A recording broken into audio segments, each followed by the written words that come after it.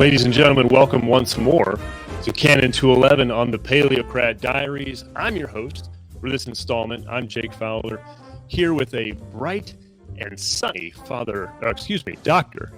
Hugh O'Donnell. Dr. O'Donnell, welcome to the program.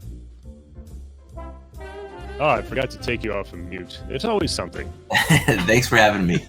Absolutely. This is a real treat for me. I got, Dr. O'Donnell, I got my Communio Winter 2023 in the mail. Of course, it came right on time in May of 2024. And I was flipping through, and your article, you get the title, Regensburg Revisited, Faith, Culture, and Mission in the Theology of Joseph Ratzinger. That immediately leapt out to me as the first one to read. All the brilliant pieces in this particular issue, yours was where I started. And it wasn't long after that I was on the horn to you, basically saying, hey, we need to talk about this. Are you open to that? Thanks be to God. You agreed, and so here we are. A little bit of background.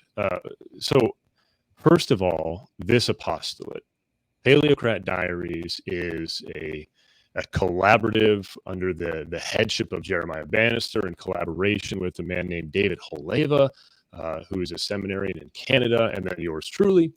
We try to bring the gospel to the world and the world to Christ, and so on and so on. And we do that through what we think are engaging topics and interviews such as this. Dr. O'Donnell, who is joining us today, is assistant professor of theology at Christendom College in Front Royal, Virginia. And as I mentioned, authored a fantastic article in the current issue of Communio. Dr. O'Donnell, would you like to promote anything else? What are you working on, perhaps, or how are things going at Christendom? Things are going well at Christendom. So I've been an assistant professor for 2 years now. I'm a fairly freshly minted PhD. And been doing a lot of work as far as just preparing for courses right now. Finished this article for Communio is basically kind of my dissertation boiled down to about 20 to 30 pages. So right now I've been reviewing my dissertation, just delivered a paper on Bonaventure, working on some other theological projects on the side, some different research interests. So no Very books presently, but just different projects. There are no books yet. Okay, excellent. All right, so we're going to dive into this. I might ask you to begin with a little background on the Regensburg Address, maybe a brief intro, what it is, why was it important, and then we can go from there. Sure. So the Regensburg Address, so basically Benedict XVI, so Joseph Ratzinger, well before he was Pope, he had a long theological career, as most people know. Anyone who's read Ignatius Press and seen their catalogs knows that. In his theological career, he was the rector at Regensburg, which is kind of a smaller private academic institution. And so during his papal visits to Germany, he actually was invited to come and give a lecture there. And the Regensburg lecture typically would have been like, oh, this is, a papal address, very fascinating. It gets published, Catholics read it. Well, the Regensburg address became very internationally known because there was huge outlash. Because basically, in the course of describing the relationship between biblical faith and Greek inquiry, he described this dialogue, kind of medieval dialogue between a Byzantine emperor and a Muslim. And in this dialogue, the Byzantine emperor says that, show me whatever Muhammad has done, and what Muhammad has done has brought, human suffering, violence, etc. And so he just quotes this dialogue from I think the 13th, 14th century. And basically the press releases that the Pope is quoting this line and Muslims are absolutely outraged. And so there's uprisings, riots, etc. Evidently one nun who I think has now been beatified by Pope Francis died in Mogadishu, possibly I think connected to these comments. So that's just kind of the basic narrative that people hear, is that Regensburg is an address by the Pope that upset Muslims because of his insensitivity. And even if he was just quoting a historical document, that was kind of thoughtless of him, etc. But go ahead, Jacob. Well, I was going to say there's a certain irony. You take issue with the Pope pointing out that Islam seems to have a violent past by engaging in acts of violence. Right. Like there's a disconnect there between what are we upset about? I'm no Muslim, of course. I don't know what it would be like to be in that situation, so I don't want to pass judgment too harshly here. But at the same time, it's like, if you think this is inaccurate, but there are uprisings and riots and deaths over the matter, maybe it's not. I don't know. That's a side point. Right. No, it seems like there's, I mean, I think you had Muslims on both sides of the issue. Like I had a professor at Notre Dame who was a Muslim who's like, he was absolutely fine quoting that speech. This is kind of absurd, that reaction. So yeah, I think you get interesting. You get both. And the same thing actually happened in the Catholic Academy. Really? Right? You had a lot of Catholic theologians who were defending the Pope, others of a more progressive contextualist persuasion, of course, up in arms about Benedict saying that, but they're kind of probably up in arms about anything Benedict's going to say.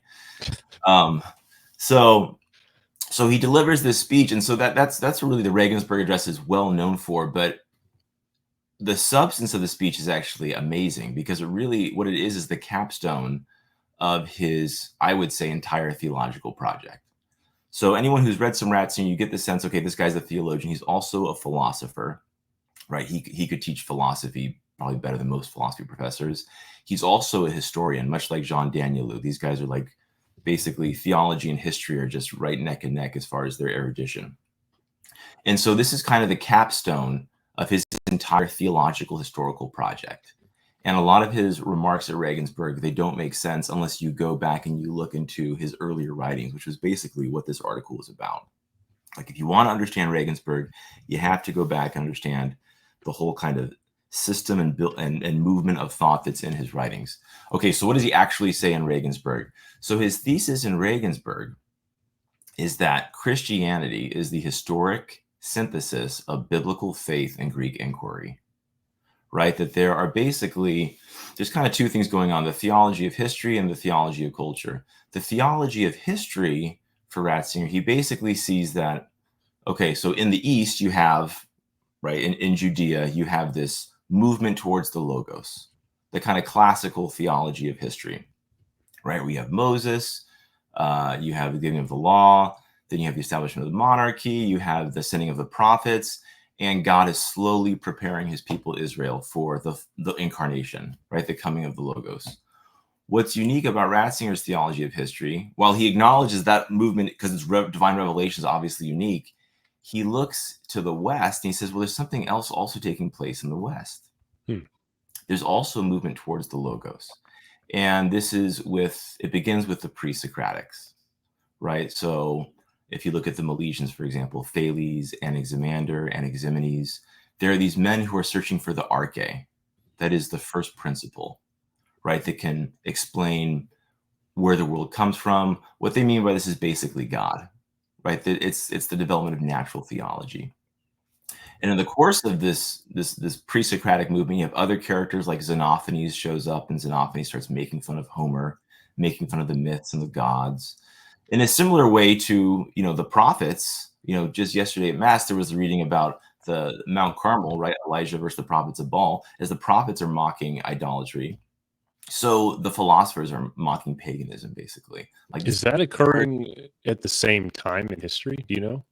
Yes, there are actually some of them, not Elijah would be a little earlier, but a lot of the other prophets like Malachi and whatnot, there's basically, they're very, very similar. So the pre-Socratics, right around the 6th century, they're developing. Okay. And so, a lot of biblical events with the prophets being sent to admonish the people because the Babylonian captivity, and Babylonian captivity is taking place around 587. So they're pretty close in time. So with this whole movement of the pre-Socratics, they're pushing back against the pantheon. They're searching for the one God. I mean, you have remarkable lines like Xenophanes says, there is one God above other gods and men, and he is not like them in any way, shape, or form. And so there's this search for truth, right? Heraclitus is another famous example because Heraclitus actually used the term logos. What exactly he meant by the logos is kind of debated by scholars, but it seems to be this kind of cosmic divine principle of sorts. And so as these guys are basically, pushing against the culture, pushing against paganism, against the pantheon, and asserting natural theology, this is happening in tandem with the development of Jewish faith going deeper and deeper through the prophets. So Judea, right, via the prophets, the prophetic critique is what Ratzinger calls in his writings. You have movement towards the logos, and in the West, the philosophic critique is moving these people closer towards the truth. And so eventually in Christianity, you have the union of these two movements coming together in a very profound way. And in order to explain this theology of history, Ratzinger will even engage in biblical exegesis, which he does in Regensburg. But anyone who's read Introduction to Christianity carefully, 40 years earlier, he was already reading Acts of the Apostles this way, that there was a specific design of the church to move to the West into the Greco-Roman world. And it's by no coincidence at all that the earliest form of Christianity, the definitive form, was kind of forged there. Sure. The Apostolic Church was forged in the West, in the Greco-Roman milieu. So there's this interplay then between God's providence in the West, as well as what we would normally think of as salvation history playing out in the East. Exactly. Would you say that? I mean, maybe it's semantic on one level, but it almost seems like we shouldn't be too. It's okay to call the history of the pre-Socratics and the movement towards logos in the West absolutely a part of salvation history, even though it's not recounted within the scriptures.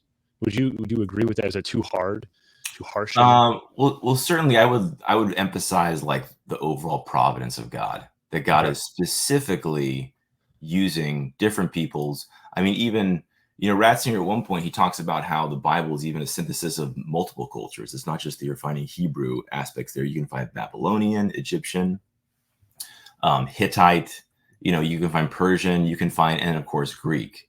So the whole movement of the Greeks and the Romans, it does seem like there is something kind of unique taking place there. And the church fathers kind of they wrestled with this. People like Clement of Alexandria, he's probably the most optimistic, right? He would say that the Jews had a diatheke, a covenant through the law, and the Greeks had it was like a diatheke through philosophy. It was like philosophy was almost like their covenants. He's pushing it pretty far, right? But even someone like Justin Martyr, St. Justin Martyr, he's looking back at his own kind of patrimony, saying, well, look at Socrates, look at Heraclitus. These guys, they were following the logos. They were in search of the logos. So there's always kind of in the fathers, and of course it goes from Justin all the way through to Augustine. And of course you could bring in the appropriation of Aristotle in the Middle Ages with Bonaventure and Thomas. There's always been this fascination with the Greco-Roman sapiential tradition, this search for truth, for being, for understanding. And part of that in Ratzinger, Benedict XVI's reading, is that because Christianity is the true religion, right? It is the religion of reality. And if the Greeks were seeking for the fullness of reality, of truth, the study of ontology, the study of being, it makes sense that the early church would integrate this aspect of that culture and appropriate it. As far as salvation history, another area where you see the Greeks and Romans standing out is obviously John 19, right? Where you're looking on the cross and you're saying, oh, right, Hebrew, Jesus of Nazareth, right, King of the Jews is written in Hebrew, it's written in Greek, and it's written in Latin. So there is a kind of history of seeing those three civilizations as distinctly marked out and used to prepare the world. And a lot of other contemporaries of Ratzinger, like de Lubac and Danielou, they saw it likewise as well. Sorry, go ahead. Excellent. No. The floor is yours. I'm just here to click record. So then that explains why the faith was so easily picked up by the cultures in and around the Mediterranean basin. And insofar as the Bible and Hellas, as it's sometimes called, right, are pretty easily integrated, how could you explain that shaping the faith in a way that doesn't corrupt it? Like this is where I think Ratzinger's interculturality comes into play. So maybe can you speak a little bit about how Ratzinger or Benedict understands this dynamic between the Bible and philosophy, Sure. and how that might bear on the initial evangelization efforts? Sure. Yeah, I think, well, a good example to use here, and one that he frequently refers to in his writings, is the use of homoousios at Nicaea, right? So you're mentioning, okay, it's being brought into this context, and is there, how do we make sure the faith's not being corrupted? Well, sometimes, in fact, the faith can be corrupted, right, by Greek thought. You can get certain like Gnostic strands, or even like Docetic Christology, which says, right, that like it only seemed that Christ came in the flesh. It's like, is this is this basically the gospel being accommodated too much by a kind of Platonic or Greek view that's a negative towards the flesh? So a lot of times when you look at the early church, heresies are in fact Hellenized Christianity. It's where it was too much. It basically compromised truth and integrity of doctrine for the sake of cultural accommodation. And he actually has a really interesting take, Benedict, on the Arian heresy, where he basically says this is dogma rationalized, right? As opposed to dealing with the mystery of the fact that God is one and that he's also three. Arianism, right? The Arians, their big rally cry, there was a time when he was not, talking about the Logos. Well, if we can make him just a creature, then we have the unity of God, the simplicity of God that you see in other kind of monotheism like Islam. It's preserved. And now Jesus is just this special creature. It's like you've rationalized, you've solved the mystery. And as soon as you do that, you have heresy. So in a certain sense, I think it's an interesting way to look at Arianism as a kind of Hellenized Christianity, rationalized. And anytime you subject kind of transcendent truth, supernatural truth to human intellection, and you're like, I've solved this mystery. Well, then we're a little bit of trouble. As far as then appropriating the Greek heritage in a good way, Benedict loves to use the example of homoousios. So at the council, right, the council fathers at Nicaea, there was some controversy about whether they should use that term, right, to say that homoousios means of the same substance or consubstantial, right, because that was not a biblical term. And indeed, it had been previously condemned by a regional synod, I think in Antioch or somewhere thereabouts, so it was risky for them to try to import that. A lot of these terms that we take today, it's like there was a slow incorporation of them. There was even the fathers, the breakdown between the Greek East and the Latin West. It's interesting to see the development of language. Like when I think Basil was saying, we should say there are three hypostases, what we call persons. Mm-hmm. Well, people in the Latin West were translating hypostases as substantia. And so Jerome's like, wait a minute, three substances? What are you talking? It's not three substances. Three beings. Right. So there's always this. But homoousios, Benedict loves to use as a great example of saying they're taking, what is that doing? It's not in appealing to any kind of extra biblical language. What it's actually doing is affirming the reality that this is not a metaphor. In Greek mythology, there have been many sons of God, right? But this is actually, what is Jesus Christ? He is, in fact, the Son of God. Like that is who he is.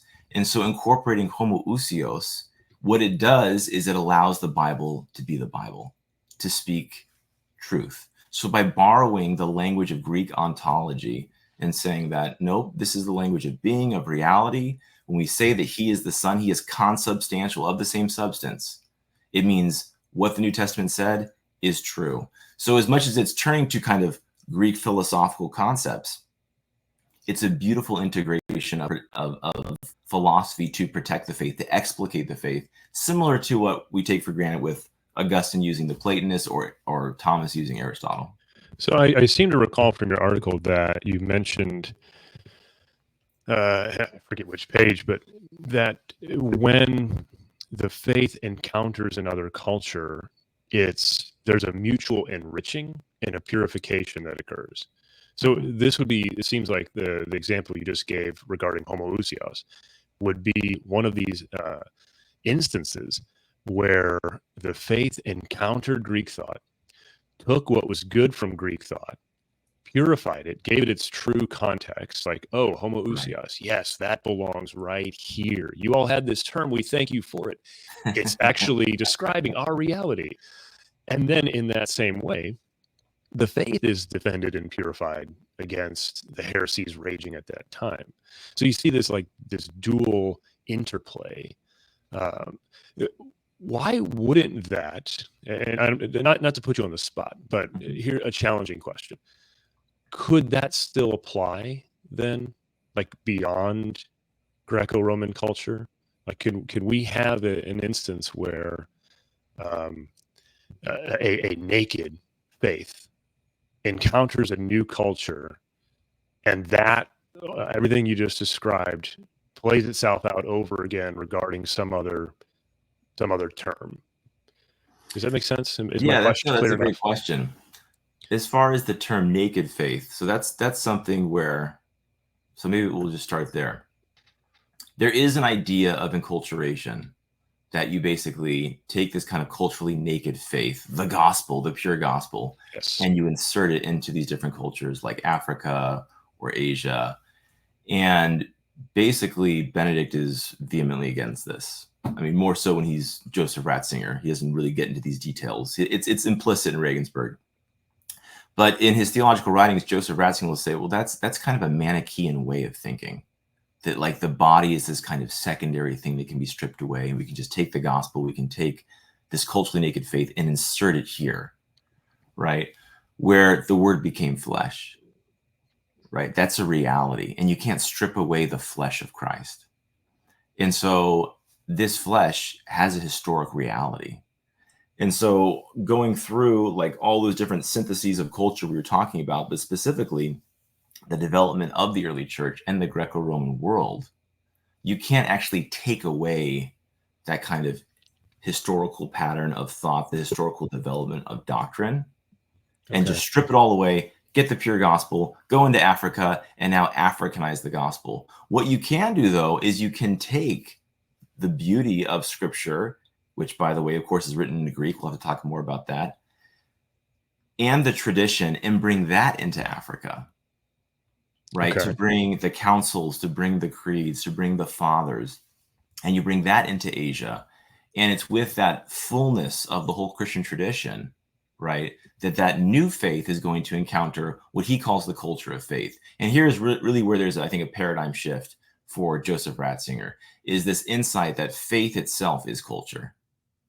So a lot of Okay. Theologians, when they're Can you talking, unpack that, please? yeah, sure. I So don't a mean to lot of interrupt. theologians, it goes back to the Manichaean view of culture and faith. Like, oh, there's this faith, this pure gospel, and it's waiting for some culture to go into, right? But the reality is that faith itself, in telling human beings who they are, how they should act, how they should direct themselves towards God, the world, and humanity, is itself a culture.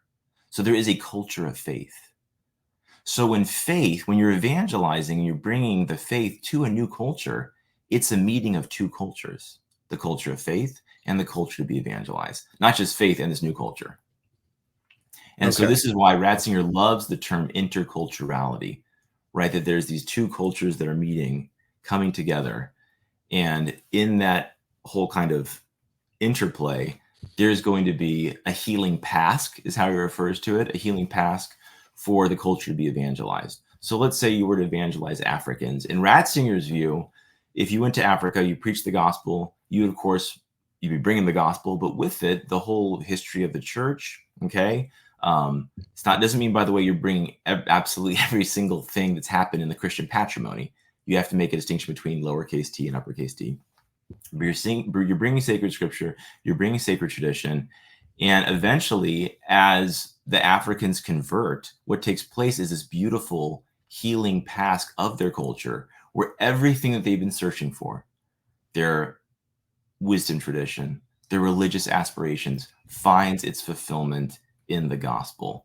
And eventually they are brought into the faith. And in that process, a lot of their cultural riches are then brought into the communio. It's brought into the church, right? So that we might encounter one day an African hymn and say, oh, that's beautiful.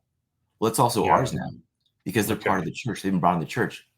The exact So same way the Greeks with homoousios. Well, now that's our term. It's like, well, that's just a Greek term. Like the riches of Greek thought have been brought in for all of us to participate in. And the Africans, the Asians, whatever contribution they have, right? It says in the Psalms, I have given the nations to you as an inheritance. all of those are for Christ. So all the seeds of the word, as the church fathers and the Second Vatican Council likes to call it, all those seeds are going to be taken up and appropriated and enriched through Christ. And all these cultures will basically come to understand the fullness of what they were searching for. Just like anyone who's a Greek or Roman historian, they realize, oh, where does this bus end? It ends with Christianity. Right? We're very used to seeing like the salvation history view where it's like the prophets, and then Paul goes to the west, and Peter goes to the west, and John, they're all moving to the west, and they evangelize. But if you're studying Greek and Roman history, like, oh, and then basically Christianity shows up and it takes over. Like the demythologization that was the movement in antiquity through the philosophers, it actually finds its triumph in Christianity. It's only Christianity that successfully demythologizes the world. And now they understand themselves fully, just as the Africans will in the light of Christ. It always comes back to Christ, who's there to unveil and evangelize not just our own individual potential, but the potential of cultures. Does that make sense? Yeah, absolutely. And I'm glad that you were able to give that explanation just now. That's amazing. So I want to ask then, the process you just described, I think normally if somebody's going to talk about that, they're going to use the term inculturation.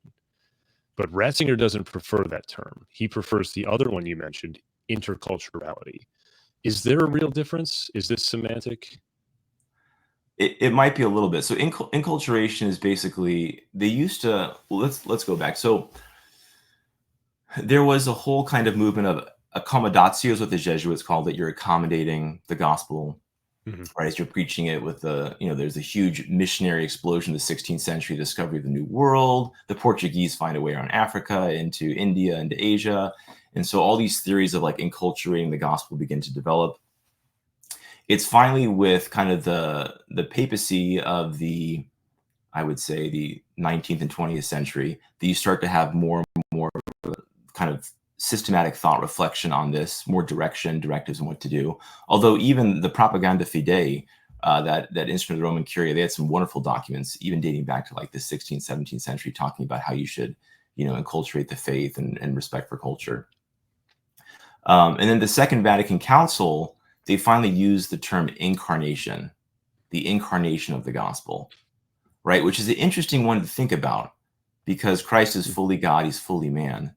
And so it seems like there is something about bringing the faith and converting people in which their culture, the end product, which enculturation can take a long time, would be that this culture, like I would imagine if you went to an African liturgy after, let's say, the full process of enculturation has taken place, you'd say, hey, this is totally Catholic. I feel totally at home here. And yet it seems very African, right? So you kind of have both taking place there. So incarnation is based, incarnating the gospel, having the word become flesh is how it's described. You can look at documents like Ad Gentes. There's also Material Lumen Gentium. And then eventually the Jesuits come with a neologism, which is inculturation. And it's John Paul II who eventually brings this into ecclesiastical parlance. So John Paul II, it might be 1979, Catechesis Tradendae, I think might be the first time he appropriates it. And then basically that becomes the norm. So I think Benedict or Ratzinger is totally fine with using that term. He just wants to make sure that we're using it the correct way. Okay, so in his own theological writings, he's kind of pivoting to interculturality, saying like, maybe we should use this term instead, but he's not, if I could speak for him, I would say he's not opposed to the term enculturation. Okay, so it gives the impression that when you are enculturation, it seems to be like, okay, we're going to try to assimilate all of these cultural forms into the faith and retain as much as we possibly can from this foreign-ish culture, so that these people will convert, right? Whether we're talking about, the people in Gaul in the 100s, or the people in the deepest parts of the Amazon, maybe where the gospel hasn't been yet. Whatever the case, we need to take everything we possibly can that's good in that culture and import it into Catholicism so that they'll convert. And I think that while there may be something to be said for that, I think that misses the point. And I think that kind of, you've touched on this a little while ago, where you were saying that the faith is a culture. So we don't have this bare bones Christianity that's just sort of floating out there waiting to be plugged into the Far East or to the global South or something like that. We have the meeting and exchange of cultures, hence the term Ratzinger prefers. Is that an accurate paraphrasing? Absolutely. So what enables that to occur? You identify, I think, two sort of fundamental factors that enable this interculturality to take place. Can you speak about that a little bit? Sure, absolutely. So ultimately, there's Ratzinger's pushing against kind of cultural pluralists who love to emphasize how incredibly, I mean, a lot of times it devolves into relativism. Basically, oh, every culture is so incredibly unique, and there are these kind of different things, and how we ever, come together. And each form of Christianity, if it is enculturated, has to have its own kind of separate, unique way of embodying the faith, etc. And basically, Ratzinger is saying, no, actually, cultures have a lot more in common than you realize, and the reason for that is human nature. Right? Culture is the product of human nature. And because if you have a Catholic anthropology, there is one common human nature, right? There's one common creature who has the same fundamental hopes, fears, desires, right? I mean, you'll get crazy stuff in certain contextual theology where it talks about the resurrection, for example. Like, who doesn't think about death, the reality of death? What happens after death? I mean, how can the resurrection of Christ not have universal significance? Sure. And you will get contextual theologians saying things like, well, in this context, we shouldn't speak of the resurrection, but of some other category, because that means more to, Filipinos. The Filipino context values honor more than resurrection. You're like, what are you talking about? So Ratzinger's pushing against that way of thinking, where it's like, no, there's one common nature, right? Human nature behind all cultures. So he's actually rather optimistic. All cultures have basically a chance to encounter each other, to synthesize. And he makes this great point too, about how every time we're talking about cultures now, like the culture of France, the African culture, Nigerian culture, South American culture, whatever it is, every one of those cultures is itself a long historic process of multiple cultural infusions and syntheses. So this idea of having this kind of pure culture, kind of, I don't know, conservatory park for cultures, like, oh, the Incas, the Aztecs, whatever it is, like, well, no, these cultures themselves were like multiple cultures taking place, and there's a whole dynamic of cultural infusion and synthesis taking place. You look at France today, you look at Italy. I mean, Italy's a great example. Walk around Rome, and you can see all you were talking about, Gaul. So like the Germanic, the Greek, the Roman, you could probably find the Byzantine from the Renaissance scholars coming over. It's just this fusion of multiple cultures. So cultures can come together. So human nature is the first principle he emphasizes, and the second is truth, right? The reality of truth. Truth is what allows a culture to meet another culture.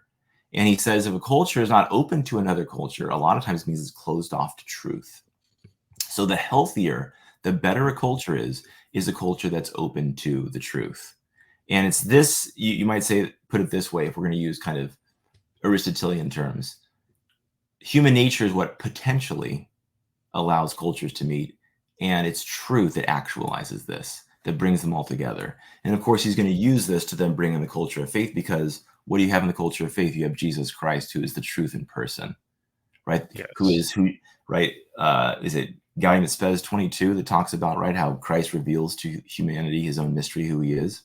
And if I'm not mistaken, it says only in Christ. Only in Christ. So all of these cultures around the world in various times, if they're seeking the truth, they may or may not, well, in fact, they probably can't articulate it until they've heard the gospel. Right. But once that takes place through the work of sincere missionary efforts, right, then what is impelling them toward the fulfillment of their own culture is actually the drive to convert, right? And so it's not, well, I have to stop being French in order to be Catholic, or I have to stop being Argentinian in order to be Catholic. No, you're going to be a better representation, a fulfilled version of your own culture Right. if you embrace the faith. Because it's, again, so half an hour ago, we talked about it purifying. And there's this dual purification that occurs where the culture that is being met with faith has something to offer the culture of faith, Right. and the church has something to offer the native culture, whatever it may be.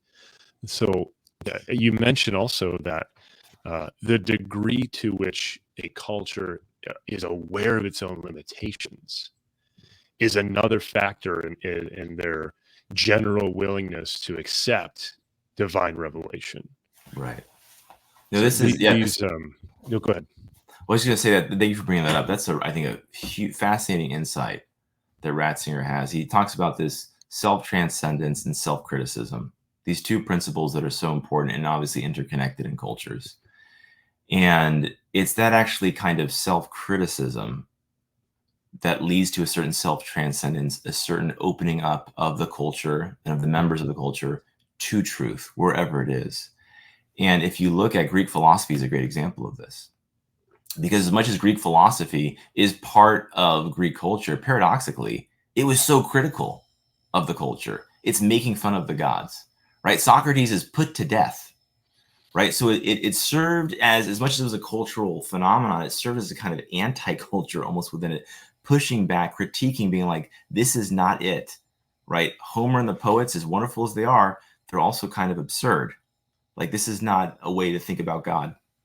And he makes the point that even with Judaism, that the Jews who were not culturally open were kind of the ones who didn't receive Christ, like the ones who were closed in like their own kind of cultural ideas and their interpretation of like the rabbinic law and the law of Moses, that weren't looking for the consolation of Israel as it's described, right? Those are the ones who are open to the truth.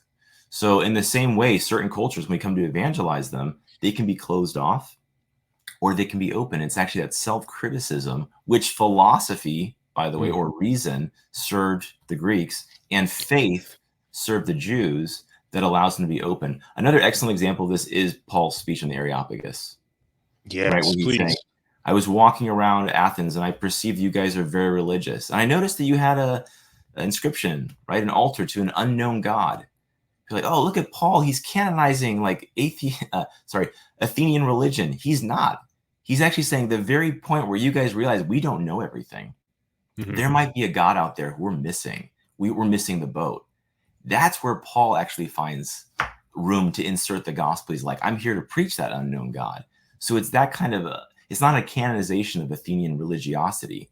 It's basically taking that aspect of self-critique, right, that opens them up to then receive the word. So let's shift gears a little bit then. And can you speak about these three levels of de-Hellenization, right? Ratzinger in the Regensburg address identifies three strands or three trends in the move to de-Hellenize the faith. And this is in the context of, again, trying to recover that pure gospel on the one hand for missionary efforts, which we'll come to after this segment. But on the other hand, because in that first movement, it seemed like there was a corruption, right? So can you spend some time describing and maybe picking apart and criticizing why de-Hellenizing the faith is really not a good thing? Sure. So basically, de-Hellenization, so just so we're clear on what that term means. So to de-Hellenize is to try to basically strip away the Greek, and we can also say Latin or Roman, aspects of the Christian heritage, right? All those kind of cultural synthesis that took place in the first century. It's like, let's try and strip that away and get back to the pure gospel. So Ratzinger, Benedict XVI, identifies three principal historic times when de-Hellenization, trying to remove the Greek influence, has taken place. The first is the Reformation, right? With Luther, Calvin, and company, who basically, a lot of them just despise scholastic thought, right? Then the next wave of de-Hellenization would have been the liberal theologians of the 19th century, people like Otto von Harnack, where a lot of times there was a narrative, a little bit of kind of, and we'll have to talk about this later, there's kind of like faith, and it's this like thing that's put into this Greek mold in the early church. Like there's these two completely different cultural spheres, and that faith, this Jewish Hebrew thing was placed into this kind of Greek mold and formed, and that became Christian dogma. Where it's like, is that really, are there two different cultural spheres? And then the last wave is the one that's taking place basically in the 20th, 21st century, I would say still taking place today. And this is among cultural pluralists who argue that because every culture is so incredibly unique and so diverse, we should let all these kind of indigenous churches return to the original meaning of the gospel, the original message of the gospel, and forget all of these kind of Greek thought, terminology, etc. And that's the one I would say, if you're reading Regensburg, you can tell Ratzinger has a pretty hard time with. It seems to be the one he has the least tolerance for. And one of the reasons for that is it just seems like it just assumes so many errors with respect to culture, but also with respect to faith. So he brings us up in Regensburg, right? This idea of returning to the pure gospel. It's like, well, what does that mean? Like the New Testament is written in Greek. Right, yeah. Right? Like the New Testament is written in Greek. As far as we know, there's only one book that wasn't written in Greek. Like the fathers say Matthew wrote his gospel in Aramaic. We just have the Greek copy. So the New Testament is written in Greek. So this idea of de-Hellenizing, getting rid of the Greek, how are you going to do that? Right? And who would decide? Like right. How much of this is actually Greek? Because as you mentioned before, the faith of Israel, which became the faith of the church, was very much influenced by the culture surrounding them, including the Greek one. So where would you draw the line? I mean, if you have the Septuagint, you're abandoning that and you're going with the Hebrew scriptures? I mean, I guess tongue in cheek, because that is in fact exactly what Luther wanted to do. Right. Yeah. So no, exactly. So the New Testament's written in Greek. So even it's funny because we brought up the term hypostasis earlier, the Greek term we use for describing the persons of the Trinity. Hypostasis, that's in the Epistle of Hebrews, right? Logos, Sophia. What are you going to do with all this? Like, let's get rid of like the creedal language, the early language of the councils. Is like, okay, well now what do you do with the New Testament? Oh, well, we'll have these brilliant theologian wizards who can get beyond the Greek and we'll abstract it's. Okay, well, now you're turning into a kind of, I don't know, neo-Marcionism where you understand the message better. You can cut and carve the scriptures as you want to. And so that's one thing. And then Ratzinger takes it even a step further. He's like, and you just mentioned the Septuagint a second ago, right? It's like, actually, it's not like, because I guess, so here's what the narrative is that the church was Hellenized by the fathers. And basically Ratzinger is saying like, no, that's, if I could paraphrase or make what he's saying my own, like that's part 3 of the trilogy. That's Return of the King. You have to deal with the 2 towers and the fellowship first, right? And so if you go back before the church fathers, you have the apostolic preaching, the New Testament. But even before that, the Old Testament itself is encountering Greek thought through 2 big steps. First of all, the wisdom literature, right? The Book of Wisdom. If anyone who reads the Book of Wisdom, you're kind of blown away by, oh, this is really interesting. All the kind of ways in which it's integrating kind of certain Platonic Stoic elements. Look at the chapter 8, verse 7. It gives the 4 cardinal virtues, right? It specifically mentions prudence, justice, fortitude, temperance. The Book of Sirach, right? So all of a sudden it's like he calls it the 3rd pillar of Scripture, right? You have the law, and then you have the prophets, and then you have the wisdom literature, right? Which is almost like this is an important 3rd step that people often skip, that is preparing kind of the Hebrew faith. And then in addition to that, you have the Septuagint, which is that, right, starting with the Torah, you have the books of the Bible being translated into Greek. And he calls this an independent textual witness to the work of God, right? I added that last part myself. An independent textual witness to salvation history. So you can't jettison the Septuagint and still think that you've got the handle on the totality of Christianity. It just can't be done. Right. Again, it's whether it's like, is this a historic religion or is it not? And Christianity is a historic religion, right? It's the Septuagint being translated in Greek. I think it's kind of mind-boggling to think like the Hebrew scriptures, to have this project where all these books are being translated into Greek, right? And the whole reality of the God-fearers that spread throughout the Mediterranean were Jews who were reading their scriptures in Greek, Yes. right? Well, And this is another example of God's providence operating in a way that isn't explicitly documented in the Hebrew scriptures. Like he was preparing the West through the pre-Socratics and the philosophical tradition there, and then he's like adapting the story of his covenants into their language so that when Paul and the apostles and the later missionaries go into these cultures, they're like, well, tell us about the happens in your language here. Just read it right here. As if this was all just a coincidence or something. right, because Anyway. I mean, these God-fearers, they were searching for a lot of them. They were so fed up with paganism. And all of a sudden, it's like, well, here is a version of a one God, a monotheistic God. All of a sudden, you have all these Greeks and Romans who have access now to the prophets for the first time, like Isaiah. Yes. Right? And the Septuagint can't be set aside because, I mean, the Septuagint, as far as biblical scholars go, they say the apostles themselves, when they are quoting the Old Testament, they're quoting the Septuagint. Right? So it even becomes like the Old Testament text of the apostles when they're writing the New Testament. Sure. So the New Testament's in Greek, Septuagint is in Greek, and even the wisdom literature, right? Some of it, like Sirach, is translated into Greek, but wisdom, the book of wisdom itself, was believed to be written in Greek. So it's when you're trying to de-Hellenize, at a certain point, you're like, wait a minute, this is not just the church fathers. This is the deposit of faith has a certain kind of Greek imprint taking place here. That this was, right, the kind of cultural milieu in which the faith is beginning to be expressed. Does that make sense? Yeah, absolutely. Absolutely. And so that knocks down the objections stemming from the Reformation. And it seems to me the liberal theologians of the 19th and early 20th century, that leaves that third movement, like the move to strip Christianity of all prior cultural elements so that it can encounter new cultures and not have been tainted. Ratzinger has a problem with this. Can you explain why?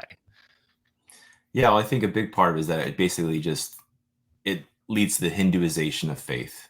If you're going to go back to just kind of, okay, let's try and get to this pure gospel, which, by the way, pure is like an abstract concept that doesn't even really make sense here. Because again, we said how the gospel proclamation was in Greek, right? At least it's how it's written in the four gospels, Paul, etc. To try and go back and just get this core message and then appropriate it into all these kind of different cultural forms means that we can't have a theology of translation, that there is the word, right? And theology's job is to interpret the word. It's not there to lay hands on a text. That is to seize the text and do violence to the word. That's not the job of theology. And so if you do that, you're basically undermining the whole relationship between revelation, theology, faith-seeking understanding, and it leads to a kind of pluralism in the church where you have these kind of discrete blocks all standing around, as opposed to what you have at Pentecost, which is this communio where everyone's understanding in their language, in their tongue, and they're all being brought together. And so I think he sees it as very corrosive to Catholic unity. And I think a lot of the theologians who articulate it, when you actually push them on some of their visions of what exactly they mean here, like here's an example, they talk about like polygamy in Africa. Well, polygamy, right? It's like, well, in the African cultural context, if you actually study polygamy, it actually is this, really nuanced, interesting thing. And maybe we can enculturate the faith in such a way that allows polygamy. And this is where it's so important to make distinctions between, right, definitive doctrine, like the seven sacraments and marriage, right, and secondary issues, right? Like, and that kind of distinction is lacking among many contextualists, where it's like, maybe this is up for grabs, and it's really not up for grabs. So you thinking in those terms, then, if we were to strip Catholicism of all prior cultural elements and then try to plug it in to a fresh missionary context, we wouldn't actually be properly preaching the gospel, and it would probably it seems like it would actually harm missionary efforts to do that rather than boost them. Because I was sort of skimming your article while you were speaking, and there's this interplay between love and truth. And so bear with me while I try to think this out on the spot. But if we're bringing the truth to another culture that hasn't yet heard, right, the message of Christ, we're doing that out of love. And so for me, if I'm the one doing it, for me to hold back some of the riches of the faith, which has been, tirelessly fought and won over many centuries, for me to withhold that from the culture I'm trying to evangelize, it sort of seems like what you all can have what's second best. We've got Right. this treasure trove of tradition. We've got the unpacking of the scriptures. We've got this development of theology.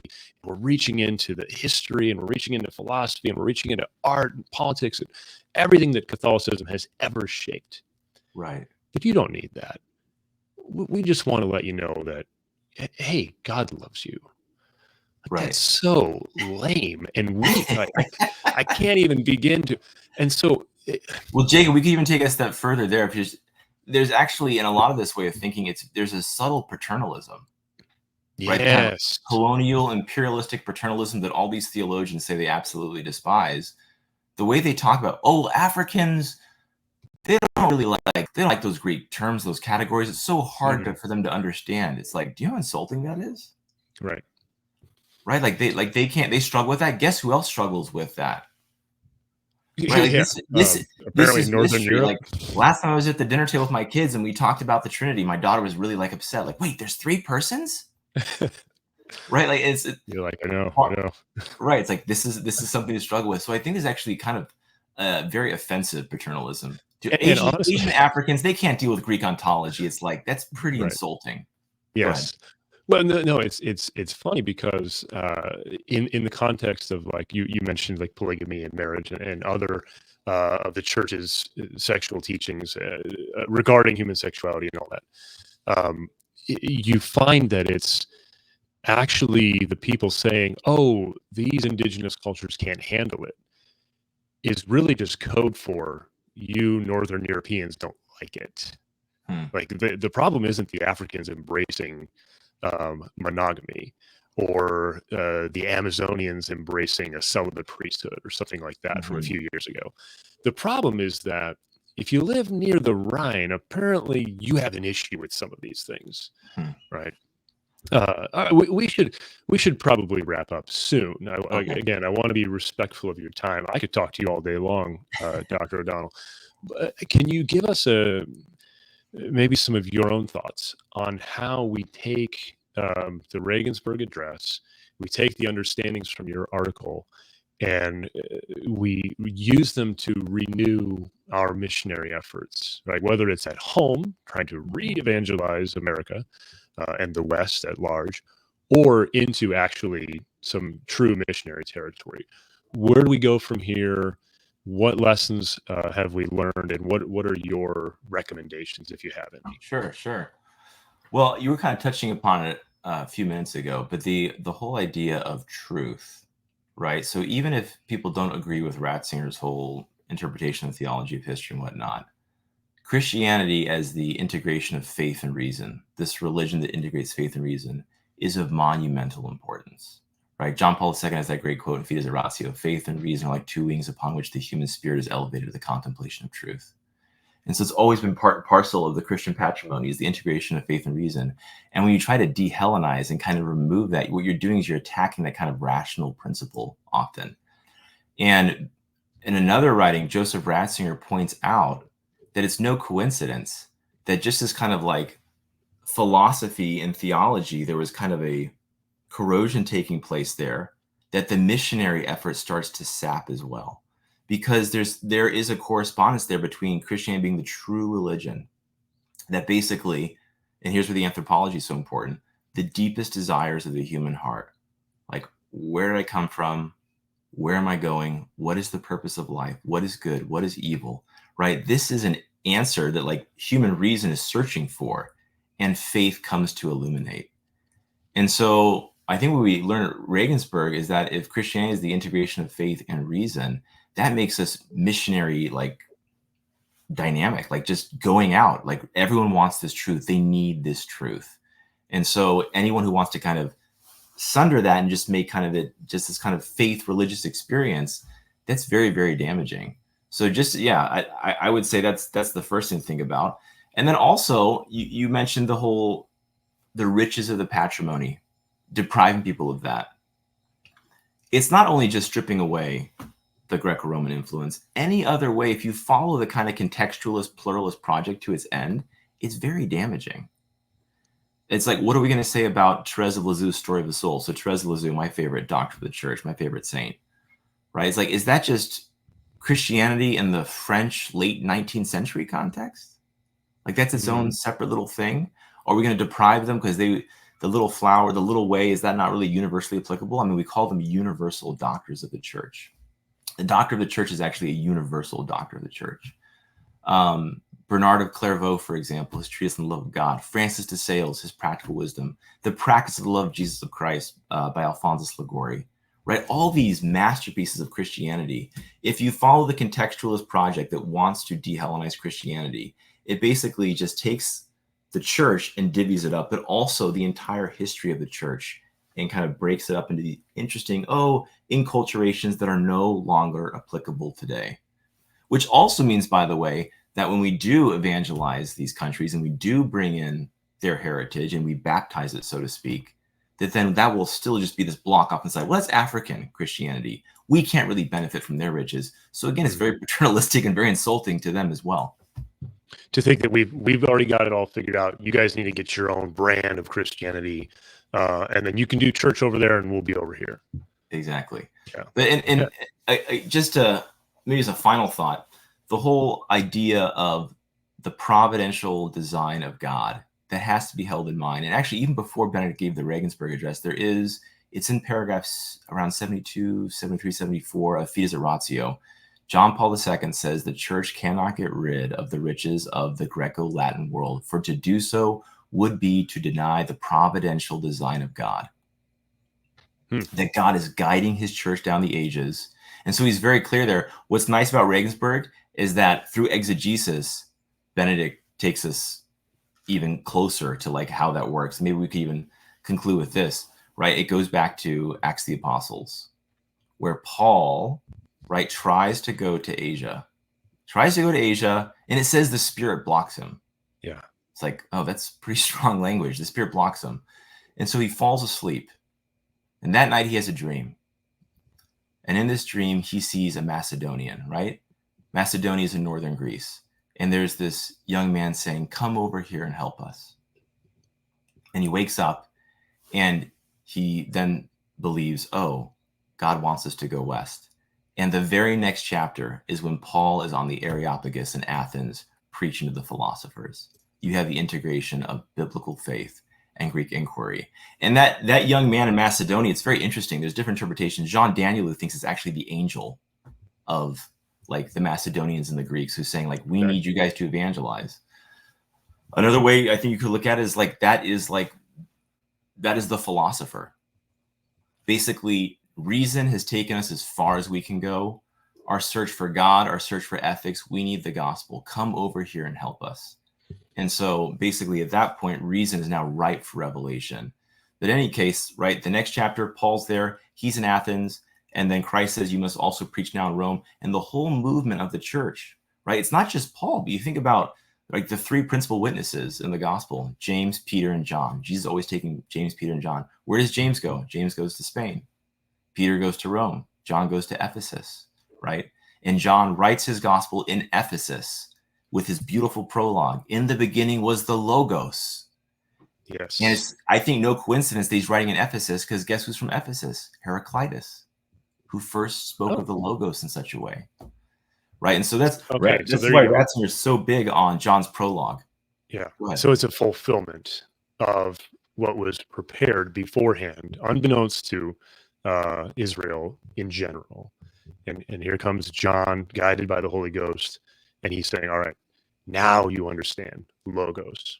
Right. Or now you can begin to understand Logos is a better way to put it. Right. So, and just imagine that. And then the Logos became flesh.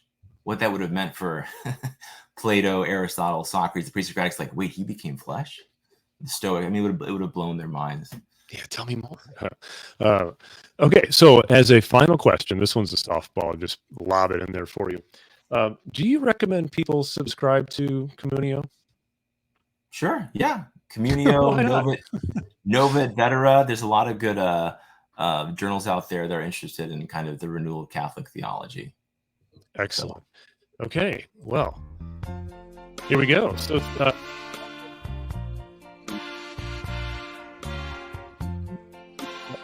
at an early hour of the day, I presume you're in Eastern time, so you've got one more hour of sleep than I got. We're both family men, right? Getting up before the kiddos. Getting up before the kiddos. And this time it actually worked. When I had Dr. Healy on, I could hear the circus clowns were starting to wake up. But for now, it seems like everything's still peaceful. And so thanks again. This was extremely engaging.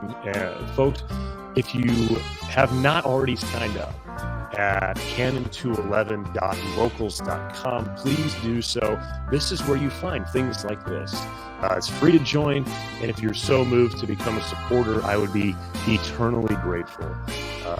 That's it. As we always end here on Paleocrat Diaries, I'm Jake Fowler, reminding you to never give up, keep on smiling, and to memento mori. God bless you. See you next time.